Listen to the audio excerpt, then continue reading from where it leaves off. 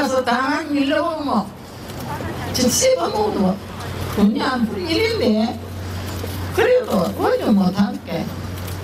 일본 가서 그만치도 해주면 웬만하면 사실이야. 근데 사실 안 해요. 우리가 그게 나빠요. 나가 나이 있고 이렇게 해가지고 내 안 죽어서 살이하고 봐주면 좋지.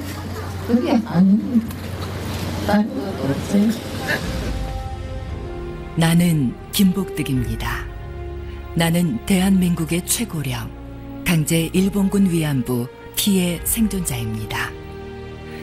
나는 일본이 결코 숨길 수 없는 부끄러운 원죄의 역사이며 대한민국이 가슴 깊이 새겨야 할 고통의 역사입니다. 나에게 남은 시간은 그리 많지 않습니다.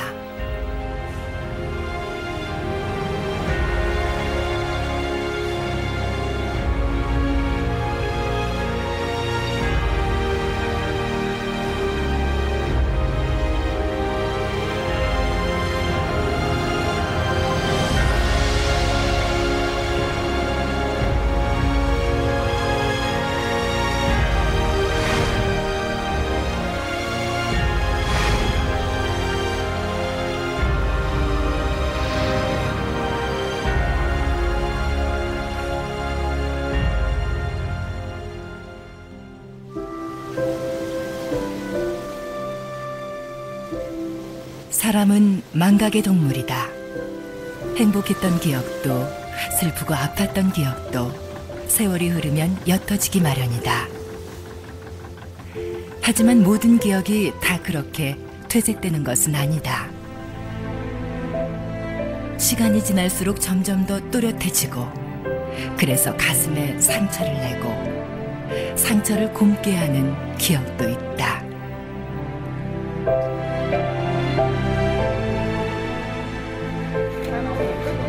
올해 95세의 김복득 할머니. 그녀의 가슴 속엔 세월이 흘러도 잊히지 않는 커다란 상처가 있다. 80년 가까이 지난 일이지만 아직도 생생히 떠오르는 고통의 과거. 강제 일본군 위안부로 살아야 했던 8년의 세월이다.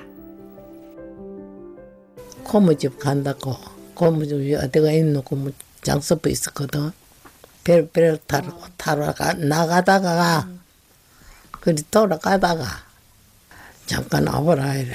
그래서 갔다 가니까 좋은 데가 취직할 데가 있으니까 갈라냐 뭐 또만 안 갈기라고 이러는 게 이 배를 작은 배를 타라. 타면 안 죽는다. 그러면 그때 이제 난리 치고 막 그럴 모르지. 그때 배 타고 가면서 헤이스 남자들한테 헤이스 내 평생 안 먹어 하던 때 가장 빛나고 아름다운 나이의 소녀에게 낯선 타국 땅에서의 위안부 생활은 감당하기 어려운 고통이었다. 자신에게 가해지는 고통도 참기 어려웠지만 주변에서 벌어지는 끔찍한 참극들 역시 어린 소녀를 더욱 아프고 힘들게 만들었다. 어쩌다가 아베는 사람이 있거든. 나 총살해 버려. 도망가는 여자들 잡으면 총살 시키고. 한 여성으로서 당한 치욕도 씻을 수 없는 상처지만 그것이 한 개인으로부터가 아닌 한 국가와 잘못된 권력으로부터 받은 상처라는 것이 더 아프고 고통스러운 현실이다. 김복득 할머니 한 사람, 위안부 피해자들만이 아닌 대한민국 국민 모두의 가슴에 난 베이고 골문 생책이다.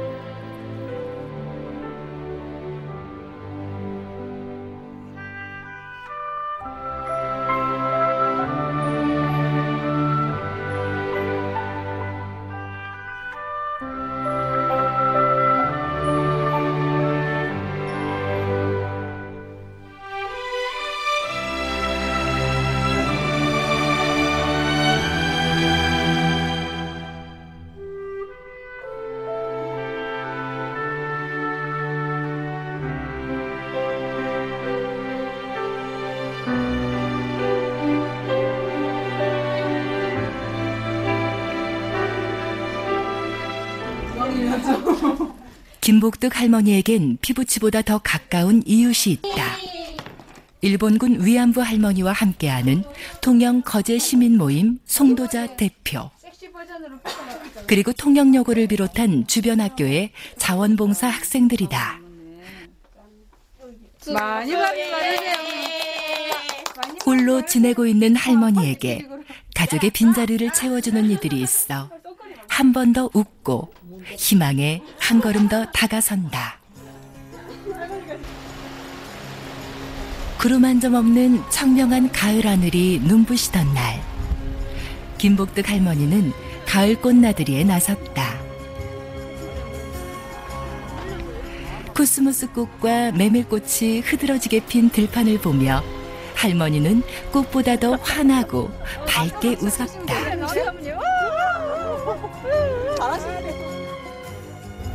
할머니의 마음은 어쩌면 꽃밭 안에서 해맑게 웃으며 마음껏 뛰노는 18 소녀로 돌아갔는지도 모른다.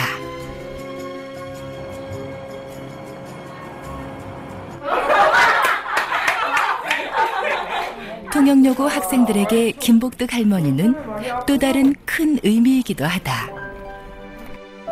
2012년 4월 할머니가 평생 모은 2천만 원을 통영여고에 장학금으로 기부한 것이다. 나라 잃은 서름과 가난 때문에 마음껏 누려보지 못한 아름다웠을 청춘을,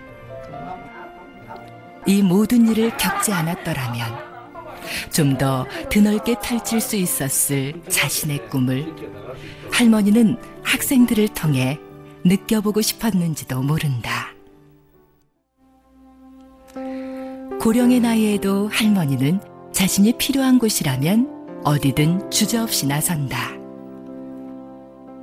1994년 정부에 일본군 위안부 피해자로 신고 등록한 이후 각종 인권 캠프와 수요 시위, 일본 나고야 오사카 증언 집회와 교류회에 참여하는 등 지금까지 활발한 사회 활동을 벌이고 있다.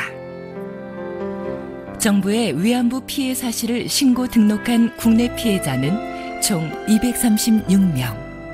그중 생존자는 단 60명뿐이다. 부끄럽다는 이유로, 남이 알까 무섭다는 이유로 세상에 자신을 드러내지 못하는 피해자들도 많다. 김복득 할머니는 자신과 같은 아픔을 가진 이들을 위해, 그리고 뼈아픈 역사를 깊이 새겨야 할 우리 모두를 위해 오늘도 일본의 진정한 사죄를 요구하고 있다. 잘못을 인정하지 않는 일본 정부.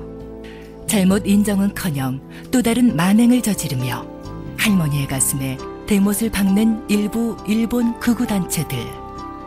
할머니의 아픔이자 우리 모두의 아픈 역사를 외면하는 사람들. 이들은 할머니에게 또 다른 상처를 만들고 상처를 깊어지게 한다. 애써 상처를 덮어가며 더 당당하게 세상과 맞서는 김복득 할머니. 하지만 할머니에게도 남은 시간은 그리 많지 않다. 죽기 전에 정말로 사지를 받고 잘못했다고, 그게 옳다 이면 나 그게 제일 소원이다.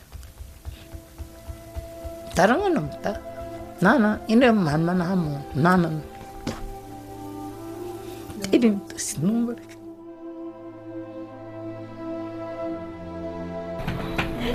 할머니의 눈물은 우리 모두의 눈물이다. 할머니의 아픔은 우리 모두의 아픔이다. 이 눈물과 아픔은 역사를 바로잡는 밑거름이어야 하며 일본의 진정성 있는 사죄를 이끌어내는 힘이어야 한다.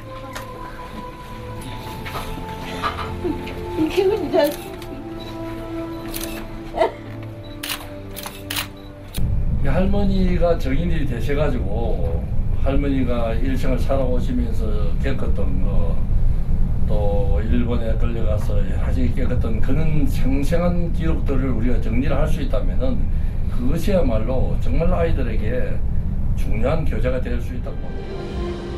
이제 세월은 흘러 모든 것이 변하고 18 소녀는 90을 훌쩍 넘긴 할머니가 됐지만 단 하나 변하지 않은 것이 있다. 일본군 위안부 피해자의 명예회복을 통해 여성의 존엄성을 말살했던 반인륜적 범죄에 대한 일본의 국가적 책임 이행이 실현될 수 있도록 우리가 보다 더 노력해야 한다는 사실이다. 뭡니까? 내나 시집 가는 거. 거기 쪽두리 쓰고 시집 가서 가서 막 애옹지용 살라. 요시 남한 노인들도 선거비 주고 댕기었대. 그런 게 힘이 들다. 그럼 지금 그래가 한번 어머니, 살아봐주십시오. 그게 지금 어머니 가장 소원입니까? 그게 소인이. 소원이라. 김복득 할머니의 소박한 소원. 시집가서 아웅지웅 살고 싶다는 그 평범한 일상을 다음 생의 소원으로 간직해야만 했던 뼈아픈 과거를 반복하고 싶지 않다면 김복득 할머니의 용기와 그 안에 간직된 희망을 우리는 반드시 기억해야 할 것이다.